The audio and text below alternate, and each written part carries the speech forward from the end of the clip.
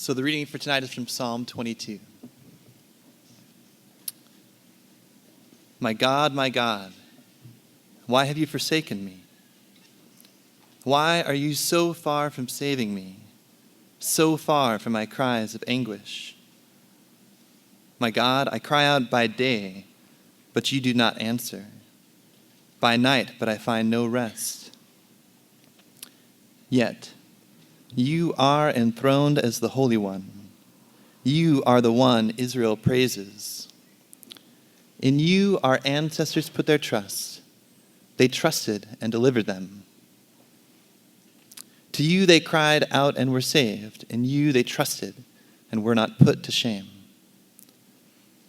But I am a worm and not a man, scorned by everyone, despised by the people. All who see me mock me. They hurl insults, shaking their heads. He trusts in the Lord, they say. Let the Lord rescue him. Let him deliver him, since he delights in him. Yet, you brought me out of the womb. You made me trust in you, even at my mother's breast. From a birth I was cast on you. From my mother's womb you have been my God. Do not be far from me, for trouble is near, and there is no one to help. Many bulls surround me, strong bulls of Bashan encircle me, roaring lions that tear their prey open, their mouths wide against me. I am poured out like water, and all my bones are out of joint. My heart has turned to wax, it has melted within me. My mouth is dried up like a potsherd, and my tongue sticks to the roof of my mouth. You lay me in the dust of death. Dogs surround me, a pack of villains encircles me. They pierce my hands and my feet. All my bones are on display. People stare and gloat over me. They divide my clothes among them and cast lots for my garment. But you, Lord, do not be far from me. You are my strength. Come quickly to help me. Deliver me from the sword, my precious life from the power of the dogs. Rescue me from the mouth of the lions. Save me from the horns of the wild oxen. I will declare your name to my people. In the assembly I will praise you. You who fear the Lord, praise him. All you descendants of Jacob, honor him. Revere him, all you descendants of Israel. For he has not despised or scorned the suffering of the afflicted one. He has not hidden his face from him, but has listened to his cry for help. From you comes the theme of my praise in the great assembly. Before those who fear you, I will fulfill my vows. The poor will eat and be satisfied. Those who seek the Lord will praise him. May your hearts live forever. All the ends of the earth will remember and turn to the Lord, and all the families of the nations will bow down before him. For dominion belongs to the Lord, and he rules over the nations. All the rich of the earth will feast and worship. All who go down to the dust will kneel before him. Those who cannot keep themselves alive, posterity will serve him. Future generations will be told about the Lord. They will proclaim his righteousness, declaring to a people yet unborn, he has done it. This is the word of the Lord.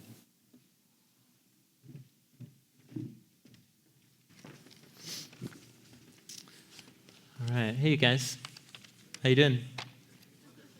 Good. Happy Memorial Day weekend.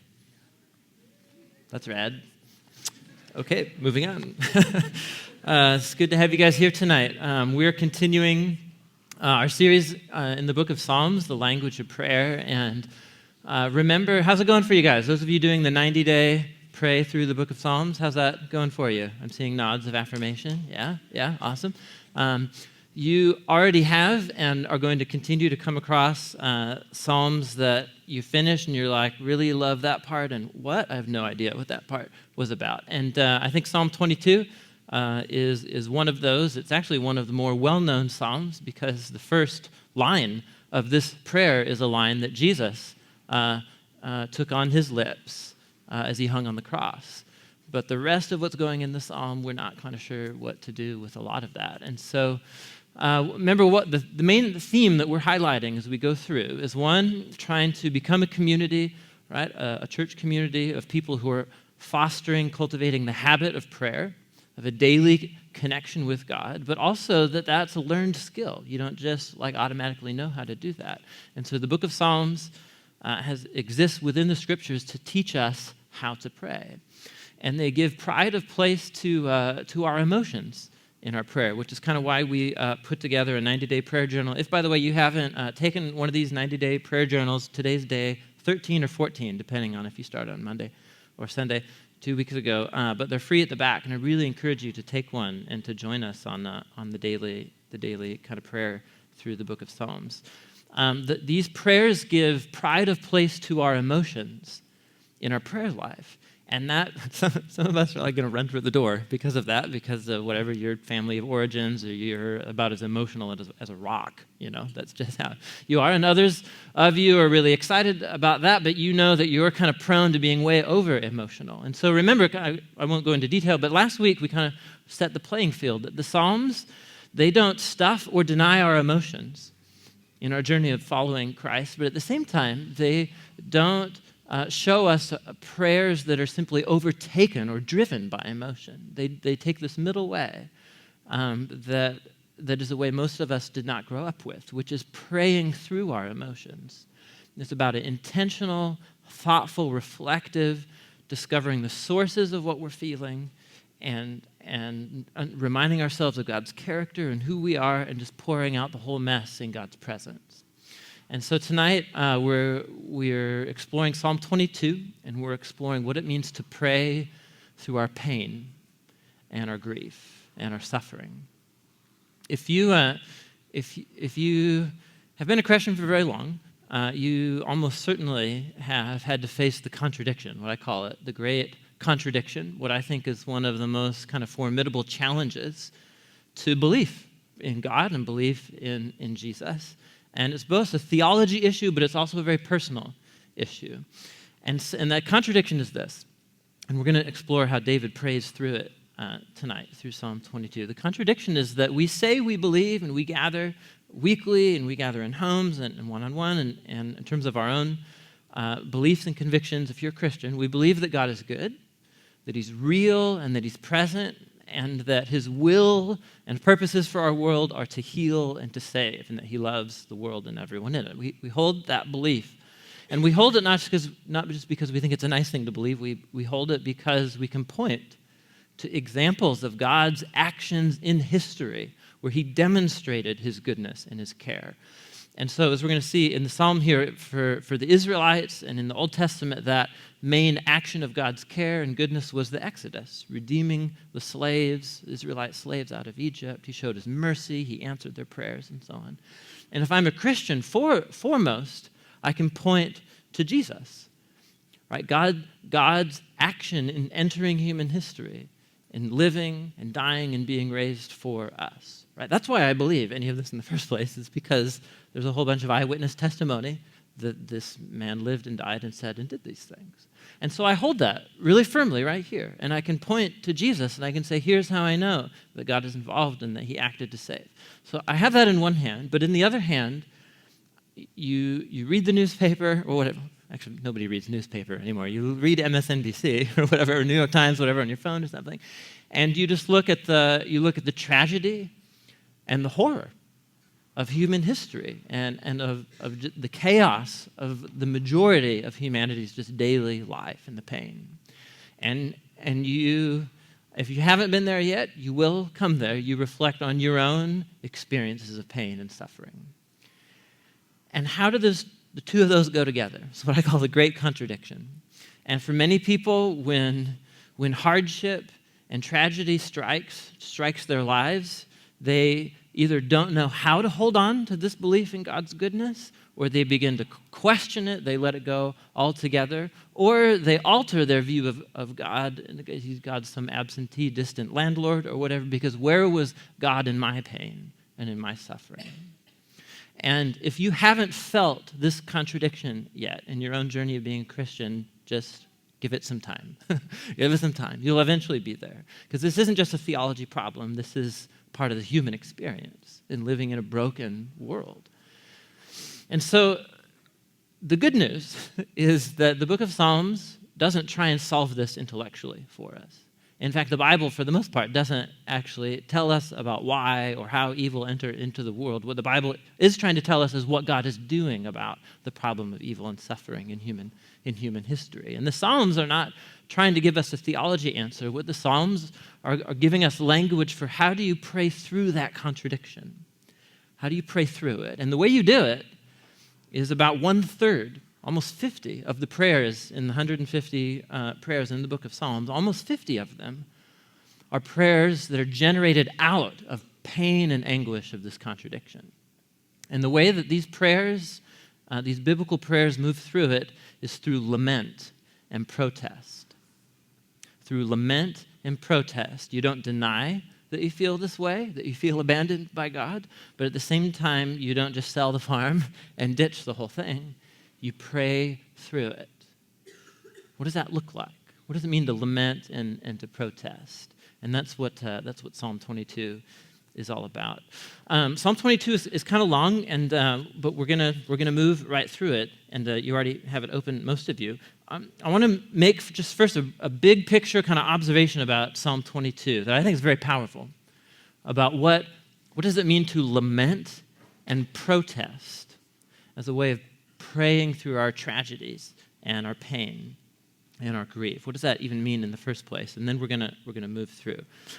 When most of us, I think, our default mode of prayer, when there's a crisis, there's something super difficult, hardship enters our life, I think the prayer kind of mode that most of us get into, at least myself, and I've asked others, is kind of this, I could just call it request mode, which is the Anne Lamott. She says she prays three kinds of, you guys know Anne Lamott? She's great, kind of essay, nonfiction writer. And she says she has three prayers, basically, which is thank you, thank you, thank you.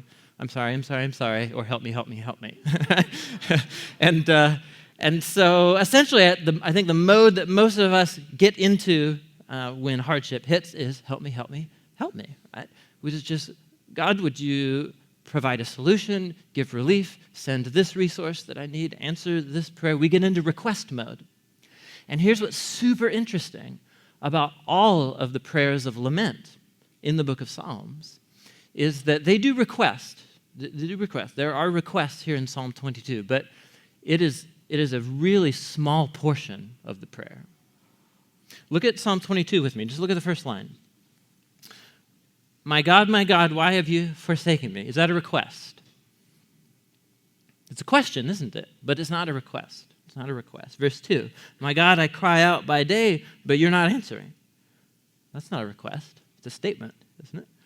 Verse 3, you're enthroned as the Holy One. You are the one Israel praises, and ancestors put their trust in you, so we're still not requesting yet. Verse 6, I am a worm and not a man. Right, that's a sad self-description, but that's still not a request, is it? Verse 9, you brought me out of the womb. Verse 12, many strong bulls surround me, strong bulls of Bashan, still not requesting.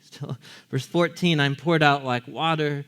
Verse 16, dogs are surrounding me. Verse 18, they're dividing my clothes. Like what? Do you see this? This huge majority of this prayer, and there's no request.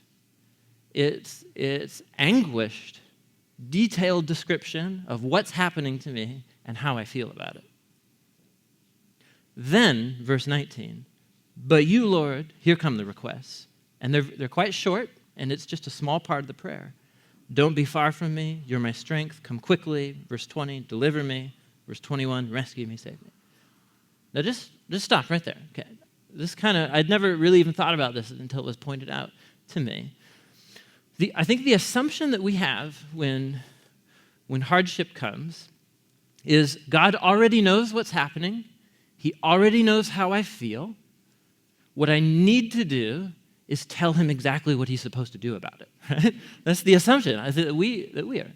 And do you see, this psalm has precisely the opposite assumption. The assumption in this prayer is God knows exactly what to do. Deliver me, save me, rescue me, help me. So God doesn't need help knowing what he needs to do. The majority of this prayer is taken up with describing what's happening to me and how I feel about it. Do you see that here? This is the total opposite of the mode that most of us get into. And this is the nature of biblical lament and protest. That was awesome. And it might have been Josh White. So he turned 40 yesterday. Josh White turned 40 yesterday. It's his birthday weekend, so that's why he's not here. And he also got his new refurbished motorcycle. It might have been him. I don't know intentionally. Sorry. Anyhow, what was I saying? I was saying something. I was talking about, yes, the disproportion, right? So in other words, we get into request mode. We think God needs help knowing what to do. He already knows what's happening, and he already knows how I feel about it. But the psalm, the biblical prayers do just the opposite. They assume what actually God is most interested in hearing is me describing how I'm processing all of what's happening to me and how it's making me feel. Do you see it? I mean, you can just see it now in the prayer. 18 verses of detailed description of what's happening and how I feel about it. 3 short verses of request. And so I just want to camp out here for a few more moments because I think this gives us an insight that we don't actually know how to lament very well. We don't know how to pray very well in times of suffering and of hardship. These psalms are here to teach us how to do that. And they do it primarily through lament and protest. Now, when I say the word protest, a whole bunch of kind of ideas come into our heads that I don't think are helpful for us. We think of protests, and we think of, there's one every weekend somewhere in downtown Portland for different causes or whatever. We think maybe of anger or whatever, and anger may or may not play a part in it, but protest is a different category here in these prayers in the book of Psalms. And the best thing I can do is really just show you a contemporary example of it. That's both, I'm using it because it's a really good example of lament and protest. 2, it's funny, which is important because this is a really heavy topic and the rest of the message is, don't really have very many jokes because it's about suffering and anguish. How many of you have heard of the letter to Continental Airlines from the passenger in seat 29E? Anybody? The letter from seat 29E. I'm really curious. Oh, awesome. All right, good. So it was viral on the interweb, but it was about 5 or 6 years ago or whatever. The letter from seat 29E is actual passenger complaint sent in it was a flight from Sweden to Houston International from the person in seat 29E. Dear Continental Airlines, this is amazing. Amazing. I'm disgusted as I write this note to you about the miserable experience I'm having sitting in seat 29E on one of your aircrafts. As you may know, this seat is situated directly across from the lavatory, so close that I can reach out my left arm and touch the door. All of my senses are being tortured simultaneously. It's difficult to say what the worst part of sitting in 29E really is, ? His spelling's not great, by the way. So, is it the stench of the sanitation fluid that is blown all over my body every 60 seconds when the door opens?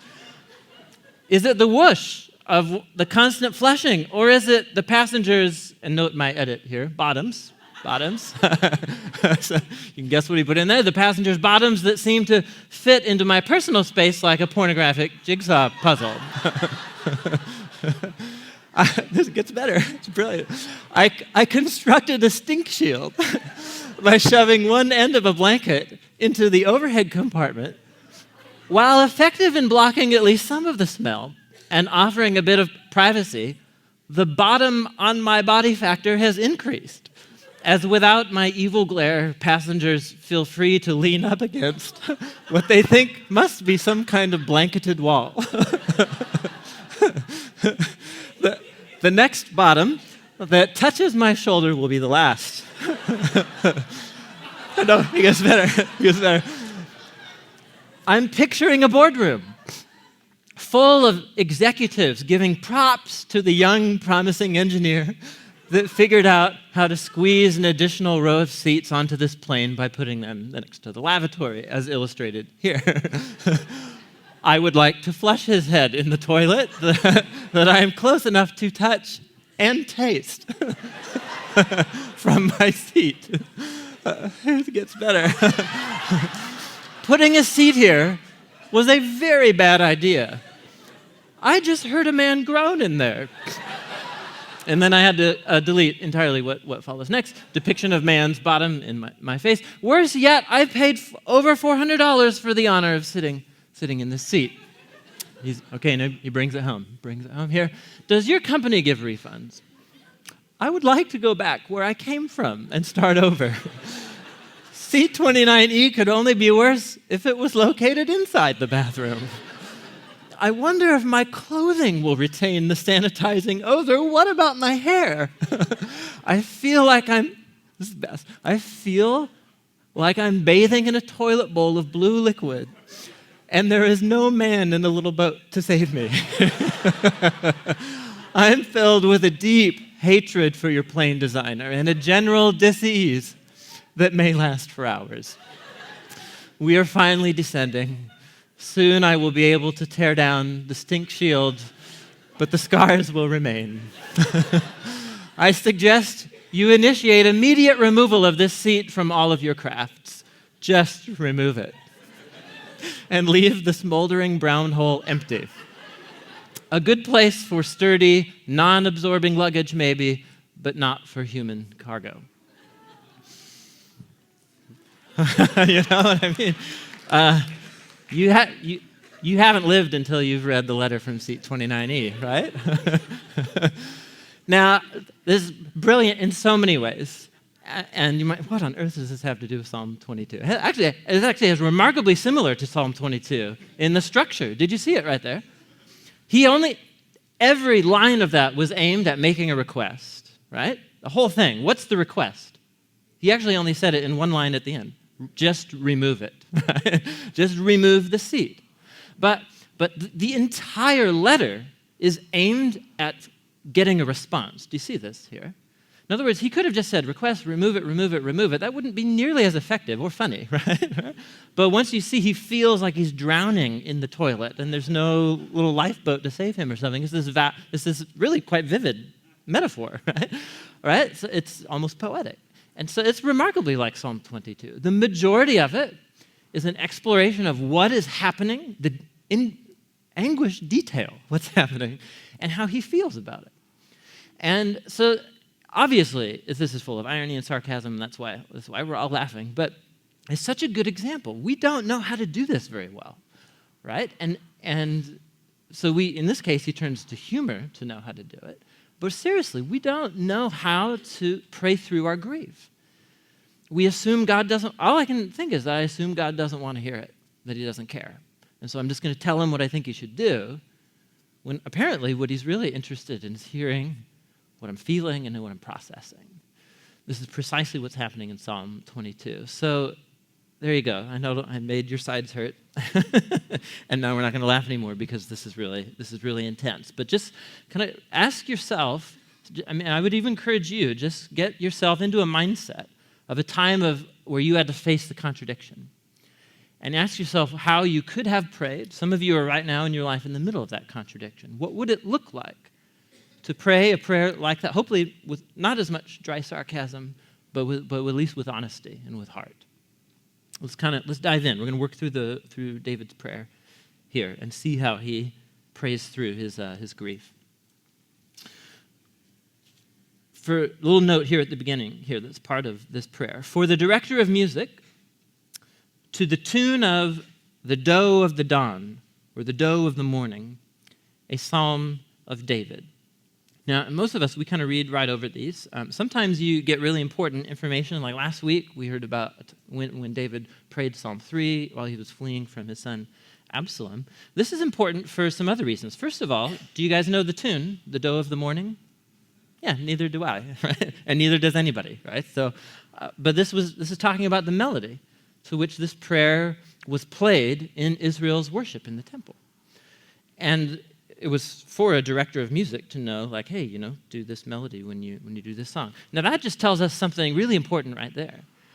In other words, this originally was a Psalm of David, generated out of, as we're going to see, a very anguished, difficult life experience. We don't know what that experience was. And so David's description of how he feels and what's happening to him is actually very open-ended. It's nowhere as specific as the letter from Seat 29a. And so all of a sudden, David's prayer passed into the prayer life of his people. And there's 1,000 years separating David praying this prayer and Jesus taking it on his lips, hanging on the cross. And during that 1,000 years, who knows how many countless thousands of Israelites prayed this prayer in their time of anguish and need. And so what essentially this little note does is it opens up David's prayer. It's not just about him and it's not just about Jesus. This prayer is for anybody who has ever felt abandoned by God. He begins, my God, why have you forsaken me? Why are you so far from saving me, so far from the cries of my anguish? My God, I'm crying out day. You don't answer. I'm crying out by night. I don't find any rest. There's no description of his circumstances. And so all of a sudden, anybody who's ever felt that confusing sense of absence of God in your life, this becomes your prayer immediately. And this is how he begins, with how he feels. But also a form of protest. It's clearly, if God were listening, he would realize I've been crying out day and night, so this is not okay. If God were really aware that I've been crying out day and night, he would answer immediately, because God wouldn't tolerate that kind of thing in his world. So you can see there's emotional energy here. Why aren't you paying attention to me? It's not angry protest, because who's he praying to? What's the very first words? This is very important.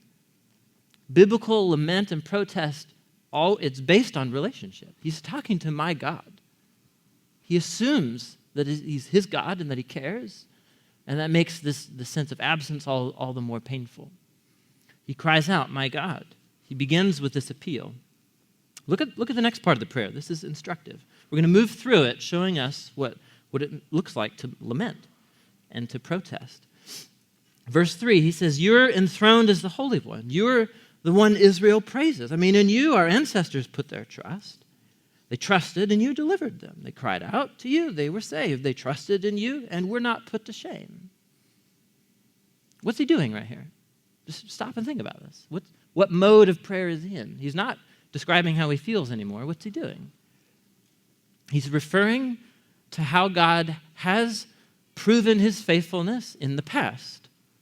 There have been times in the past where people cried out to you and you totally responded.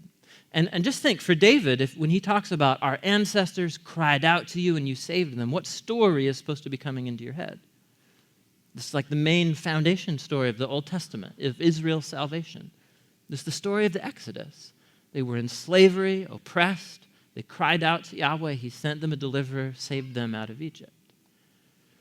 And so in the midst of it's like these contradictions, these feelings. He's saying, I don't feel like you're present. I don't see you anywhere to be found, but I know that you have responded in the past. And so this is a way of, he's not doing self-talk here. He's reminding God that God has been faithful in the past. Why aren't you doing that same kind of thing right now? That's a legitimate question. It is. You're not alone in asking that question. And apparently God invites us to remind him of his past salvation when we feel the lack of that presence and salvation in our own lives. Let's keep going. He says, but I'm a worm. I'm not a man. He feels less than human, isolated. He says, I'm scorned by everyone, despised by people. All who see me mock me. They hurl insults, shaking their heads. They say, he trusts in the Lord. Let the Lord rescue him. Let the Lord deliver him, since he delights in him. So he takes a deep dive down here into his isolation. I mean, really quite a deep dive. And again, we get into the think, like, of course, God already knows I feel like this. No, dude, like, verbalize it. Articulate it. He's feeling deeply isolated. Those of you who have been in periods this often happens in situations of sickness or in death. You lose a loved one, and even your best friends have a difficult time knowing how to talk to you. You guys know this experience or have had this, right? When you're in the presence of someone who's experienced grief and tragedy, even if you want to talk with them, you don't know how. Tragedy is a very isolating experience, even from people that care about you, much less people, in this case, that are persecuting him and so on. And so he just prays right through it. He just pours it all out before God. He doesn't stuff it. He doesn't let him take it over. Let it take it over him. He prays right through it. And then he instantly moves even deeper. Verse 9, he says, "You're the one who brought me out of the womb. You made me trust in you, even at my mother's breast. From birth I was cast on you. From my mother's womb you have been my God. Don't be far from me. Trouble is near. There's no one here to help me." These are some of the most unique descriptions of God, actually in the whole Bible. God is depicted as a midwife right here. Do you see that? You brought me out of the womb, laid me at my mother's breast. He knows that God's the author of his life. He knows that God's responsible for existence. He knows that God is so close to him and has been since his first breath. And he depicts God as this midwife, this strong maternal presence that's always been with him. I know you care about me. Where are you? Where are you? That's as gut-wrenching as the letter from seat 29E is. It's funny, isn't it? This is deeply personal. And again, I'm commenting along the way, but I think some of us, we're like, this is uncomfortable for us. We're like, I don't want to talk to God like this. But there you go. Apparently, it could be one of the most healthy things for your relationship with your Creator, is to just really articulate your grief and your emotions and your feelings. Let's keep going. Many bulls surround me. Strong bulls of Bashan encircle me. Roaring lions that tear against their prey open their mouths wide against me. He didn't just go on a jungle safari. Okay, that's not what just happened. So this is a very common metaphor in the Psalms in particular and other biblical poetry to describe either circumstances that are very hostile or dangerous for you, or people who are your opponents or enemies or whatever, to describe them in terms of vicious animals. So it seems kind of strange to us, but this is super common in their culture and time. So these bulls and lions, these are the most uncontrollable creatures that humans can think of. His circumstances seem completely out of control, which is what he goes on to say at verse 14. Through these metaphors, he says, it's like I'm poured out like water. All my bones are out of joint. It's like I'm falling apart. No coherence and cohesion in my mind or heart. My heart's turned to wax. It's melted within me, an image of fear. My mouth is dried up like a potsherd. My tongue sticks to the roof of my mouth. You lay me in the dust of death. It's like this image of him actually being forced down into the dirt. He has no vitality, no vigor. He's laying in the dirt, no energy. He's dry, no vigor, no vitality. Dogs surround me.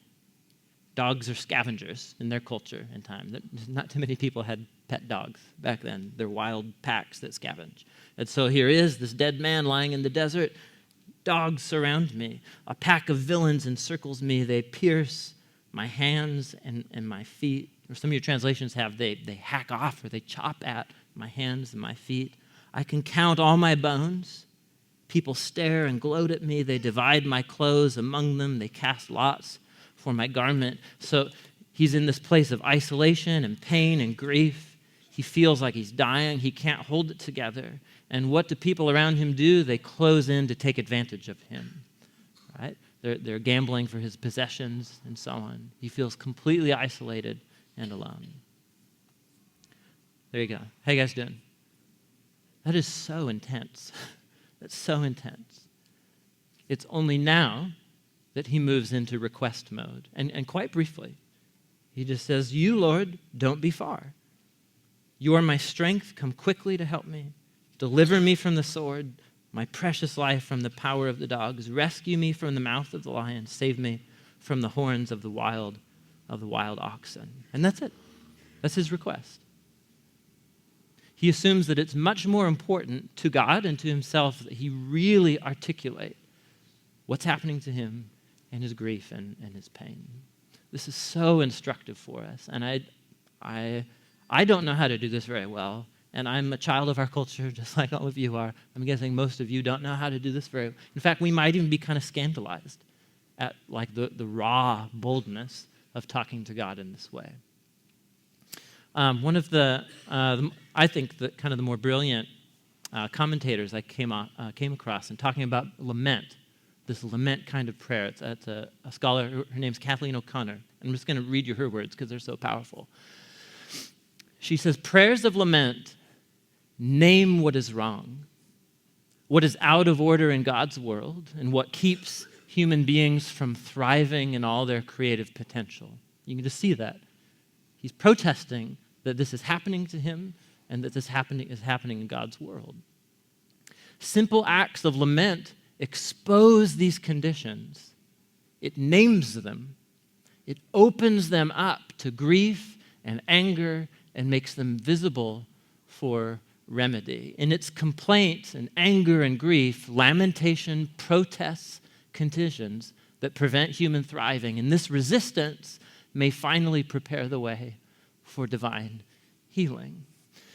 In other words, and I'm not a psychologist by any means, but times of hardship and grief, this isn't just like about therapy or something. This is about being whole human beings, and how God's salvation heals the whole of us. When we go through times of stress and tragedy and hardship and loss, stuff happens inside of us that we don't get, right? Things get misaligned and distorted within us that we don't even know how to name. And it seems to me that the biblical culture of prayer and lament, this is God's way of inviting us to process. This isn't therapy. This is just biblical, right? That we're whole human beings. And not, this is what's so brilliant. This is in the Bible, you guys. You know what I'm saying? So all of a sudden, these human words to God become, through the scriptures, God's words to us about how to speak to God about our suffering. He's inviting us to do this and to name what's wrong, to draw attention to it, and to hold that contradiction together in faith and to say, I don't know how, in this instance, God's goodness and care connects with the suffering and tragedy, but it's really messing me up inside, and I've got to talk about it. I've got to name it. This is biblical lament and biblical protest. It's not angry, wallowing prayer. It's being honest and pouring our hearts out before God. It's very powerful. And what this would look like for you to do, I don't know, right? Because I don't know your story. But this is what Psalm 22 and the 50 other prayers that are like it in the book of Psalms, they invite us to do. Now, something really important happens here.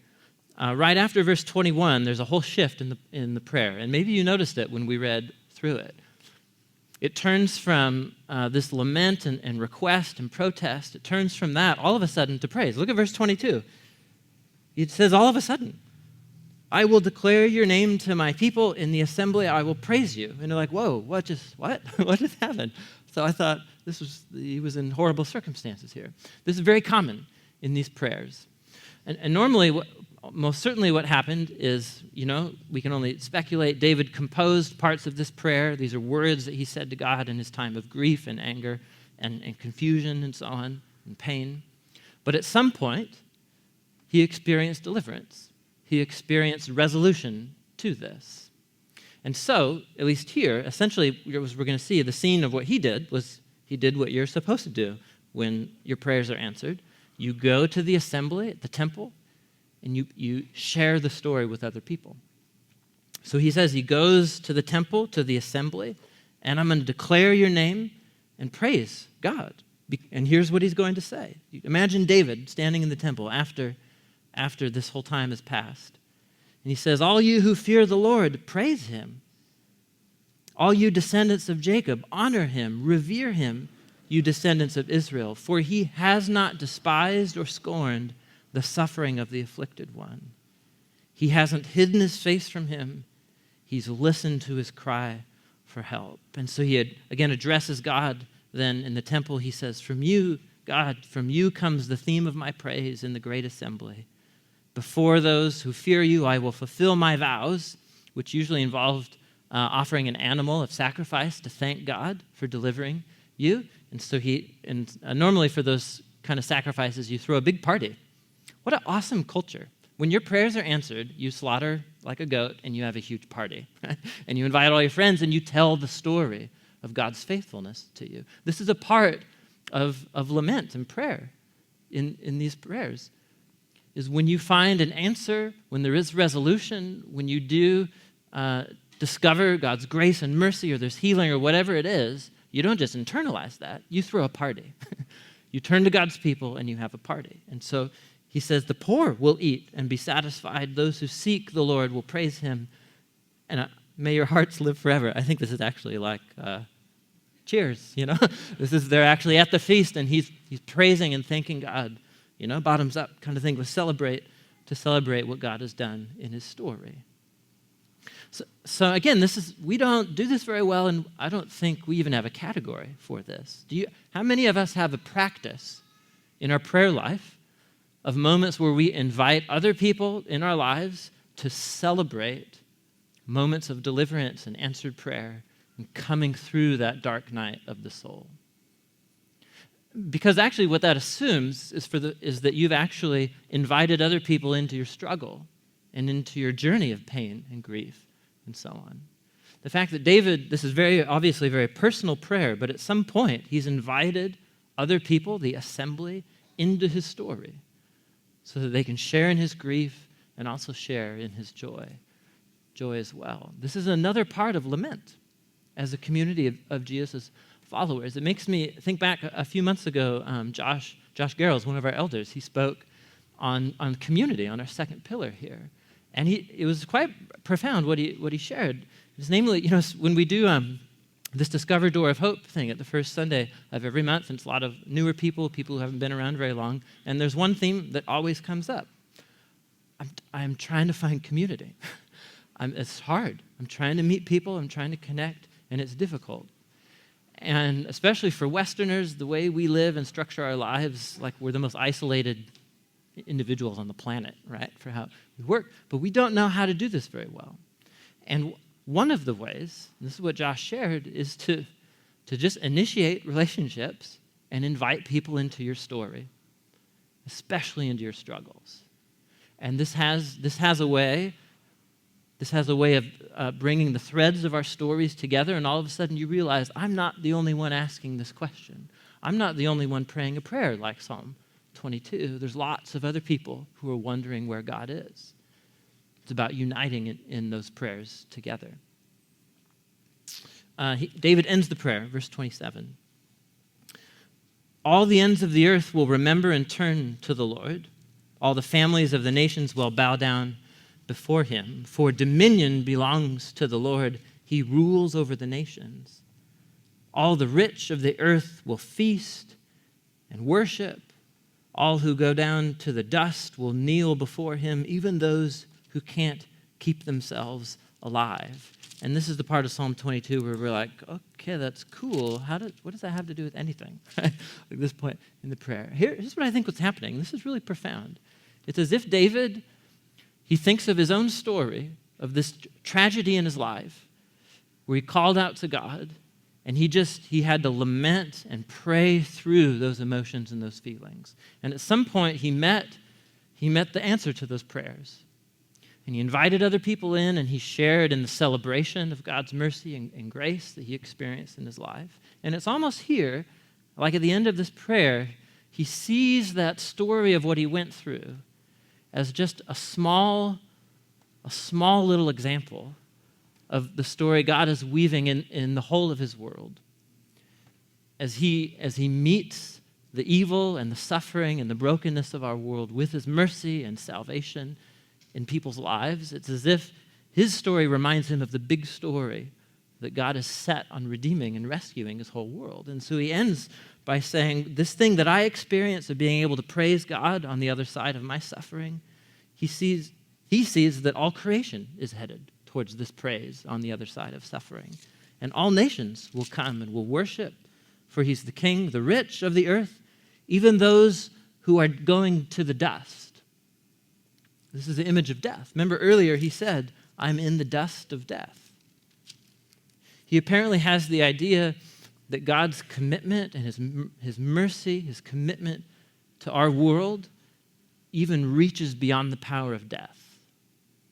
That even death can't thwart God's ultimate purposes to save and to heal his people.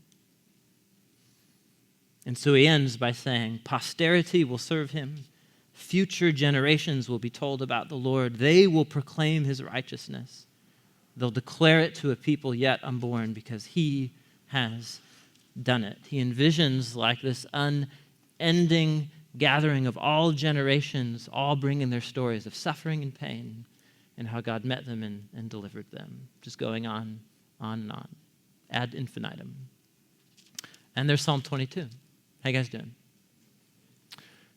Go back to the first line here. My guess is that the second half of the poem didn't resonate as deeply as the first. And that might be for a number of reasons.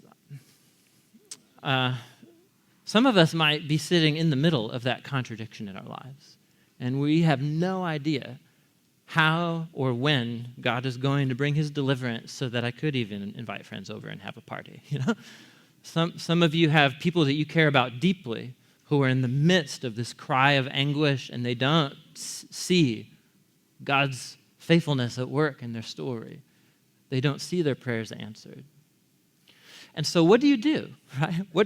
What do you do if you head to your deathbed never being able to make it to the second half of the psalm? What do you do? And this is where I think the importance of Jesus quoting this psalm as he hangs on the cross, where it becomes so important to us. So there's something very mysterious and crazy going on.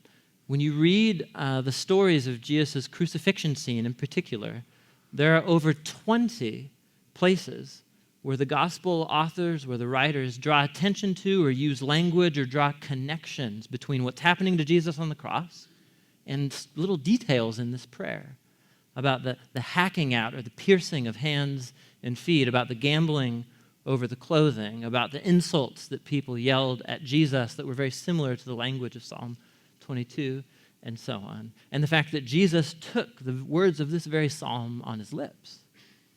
So what's happening right there? And some of us, we think, whoa, that's crazy, unity of Old and New Testaments and predictive prophecy and so on. And yeah, that's totally cool, right? But Psalm 22 isn't actually predicting anything, is it? Right? Like you read Isaiah, and there's clearly like a Messiah is going to come, a king, he's going to rescue the world, and this kind of thing. Psalm 22 isn't. It's a prayer of lament. It's a prayer of lament. And it's David's prayer, but it became the kind of prayer that was so powerful because it so just nailed what's going on inside of us. It became the prayer of thousands of others, countless thousands of others after David, to pray through their times of suffering.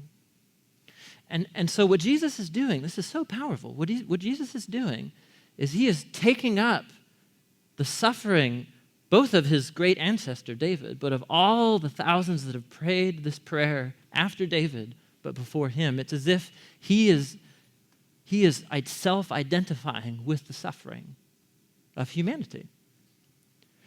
And so what the great paradox of Jesus saying, my God, why have you forsaken me?" is that on the cross, God becomes God forsaken. He doesn't just sympathize with human suffering. He actually self-identifies with it by entering into it. And so what this creates is a space for you and I as Christians to pray the first half of this prayer, because we may never see the deliverance that we pray for this side of Jesus' return and the resurrection and the new creation. We may never see. the full answer to those prayers and those anguished prayers that you might even pray more passionately now because of the first half of Psalm 22. But Jesus taking this prayer on his lips all of a sudden gives me an anchor to hold on to. Because God did not despise or scorn the suffering of that afflicted one, did he? God did not hide his face, ultimately, from Jesus. Jesus is God entering into our suffering, our anguish, so that he can conquer and heal it by his love. I may never experience the second part of Psalm 22, but Jesus did. And as I make my confession of faith as a follower of Jesus, if I put my trust in him, I just hang on to him for dear life, so that what was true of him in his resurrection may become true of me one day. And I may experience that now, I may experience that later, I may experience that in the new creation, I have no idea. But what's most important in this psalm is it's the journey. This is David's prayer, this was Jesus' prayer, and this is meant to be our prayer too. As we look in faith to the fulfillment of God's promises, and we can point to the life and the death and the resurrection of Jesus as the one who ultimately was delivered out of the suffering and death that you and I are in the thick of. And so, man, this is so heavy, and I'm glad we had a good laugh at the beginning. But, we have, just as we gather every Sunday, we have this time, just this block of time, you guys, for quietness, for prayer, for worship, a chance to, whether it's by yourself or with whoever you came with, to come to the table and take the bread and the cup. And in that moment, we're connecting with Jesus with these symbols that speak of the moment that he cried out this prayer, where he identified with me and entered into my suffering with me. And so some of you, it might be your own story where you're in the middle of that pain and grief and wrestling with that contradiction. You might have a loved one or someone you care about who's right there. And so, man, just take advantage of this time. Sit with Psalm 22 in front of you, perhaps, and allow yourself to go there, Allow yourself to pray in a way that you never have before, or that might make you feel a bit uncomfortable, but that God's inviting you to because he cares. He cares. And he doesn't just care. He has actually done something about it in Jesus, his life, his death, and resurrection. So I'm going to close us in a word of prayer, and I just encourage you to be open to what God might want to speak to you through Psalm 22 as we go on.